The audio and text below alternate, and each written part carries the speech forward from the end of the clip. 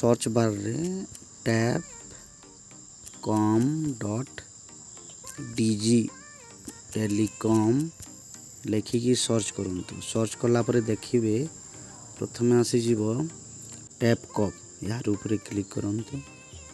Click कला परे देखिए स्क्रॉल डाउन करंतु। या परे आपणकर मोबाइल नंबर दे दिंतु।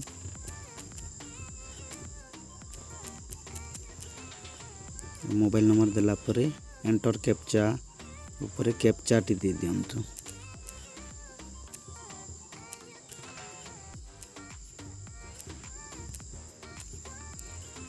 कैप्चा टी फिल कला परे वैलिडेट कैप्चा ऊपर क्लिक करंतु। या परे आपणको मोबाइल नंबर रे ओटीपी जीवो। ओटीपी आसीथिबो से ओटीपी टी पुट करंतु। पुट कला परे एठी लॉगिन ऊपर क्लिक करंतु। देखिए आपणकर जो आधार नंबर रे केतोटी नंबर लिंक अच्छी शो कर देव है।